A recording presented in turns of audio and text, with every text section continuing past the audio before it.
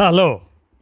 కానమూకు కథావచనం మోహనవచనం పరిజ్ఞాన హితబాండం నిత్య చదువరి శ్రోతలకు ఆహ్వానం. నమస్కారం.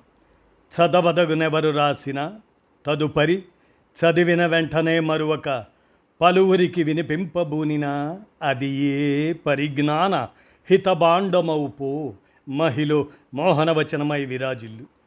పరిజ్ఞాన హితబాండం లక్ష్యం ప్రతివారీ సమాచార హక్కు, తెలుసుకునే హక్కు కూడా జీవించే హక్కుతో సమానం అనే స్ఫూర్తితో సవ్యమైన తెలుగుకు తెగులు పుట్టిస్తున్నారు అనే విచారాన్ని మన కానమోకు కథావచన శ్రోతలకు మీ కానమోకు స్వరంలో ఈ అంశాన్ని వినిపిస్తాను, వినండి.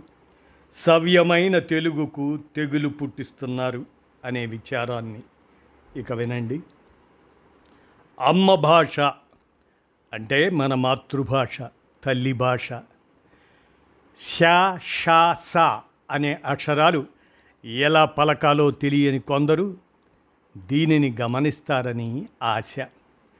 శ, ష, స అనే అక్షరాలు యద్యపి బహునాధీశే తథాపి పటపుత్ర వ్యాకరణం స్వజనః శ్వజనహో స్వజన శ్వజనో మాభూత్ సకలం సకలం సకృత్ శకృత్. యద్యపి బహునాధీశే తథాపి పటపుత్ర వ్యాకరణం స్వజనః శ్వజనో మాభూత్ సకలం సకలం సకృత్ శకృత్. ఇప్పటి దీని భావం ఏమంటే, నాయన నీవు ఎక్కువ చదవకపోయినా పర్వాలేదు, వ్యాకరణం మాత్రం నేర్చుకో.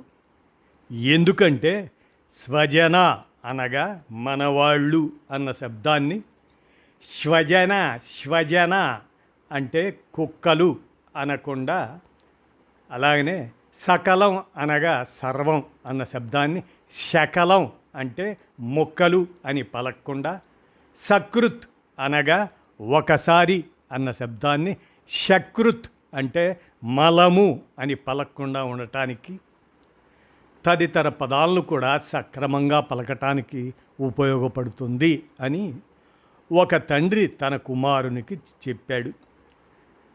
నేటి నాగరిక ప్రపంచం కళ్ళు, ఈ కళ్ళు అనే మాట, కళ్ళు దాన్ని కళ్ళు అంటున్నారు. ఇక శిరీష అనేదాన్ని శిరీష అంటున్నారు. వేళ అనేదాన్ని వేళ అంటున్నారు. కళ అనేదాన్ని కళ అంటున్నారు. పళ్ళు అనేదాన్ని పళ్ళు అంటున్నారు. కాళ్ళు అనేదాన్ని కాళ్ళు అంటున్నారు. ఇలా ఎన్నెన్నో అపస్వర శబ్దాలు, వినలేని అపస్వరాలు, ముఖ్యంగా టీవీల వల్ల. విదేశాల్లో ఉన్న తెలుగువారు చక్కటి భాషా ప్రావీణ్యతతో రాణిస్తున్నారు. కొంతమంది తెలుగువారే సగం తెలుగు సగం ఆంగ్లము మాట్లాడడంలో మాతృభాషకు ఇచ్చే విలువలు వారికే తెలియాలి. వ్యాకరణం తెలియని వారు ఏ అక్షరం ఎలా ఉచ్చరించాలో తెలుసుకోలేరు. ఉచ్చారణ సరిగా లేకపోతే వారు తలంచిన అర్థం రాకపోగా విరుద్ధార్థం వస్తుంది అని భావం.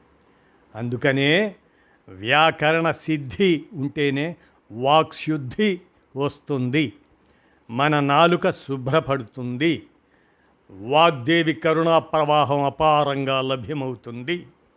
అందుకేనేమో పవనసుతుడు శ్రీ హనుమ శ్రీ సూర్యనారాయణుని సన్నిధిలో సకల విద్యలు నేర్చుకొని నవవ్యాకరణ విద్యను అభ్యాసానికి వివాహము చేసుకొని వివాహితుడే అర్హుడు కనుక నవవ్యాకరణ పండితుడై భవిష్యత్ బ్రహ్మగా ప్రకటించబడ్డాడు.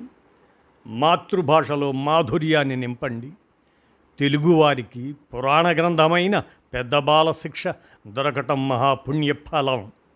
ఆ మహాగ్రంథం చదివిన పెద్దలు పిల్లలు మహాజ్ఞానులవుతారు. అందులో వ్యాకరణ సంపద అపారంగా లభిస్తుంది. తప్పక చదవండి.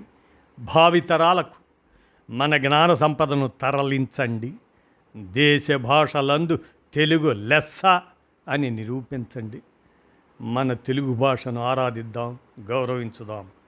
ఇదండి సవ్యమైన తెలుగుకు తెగులు పుట్టిస్తున్నారు అనే విచారాన్ని మన కానమూకు కథ వచ్చిన శ్రోతలకు మీ కానమూకు స్వరంలో వినిపించాను అవగాహన నిమిత్తం. విన్నారుగా, ధన్యవాదాలు.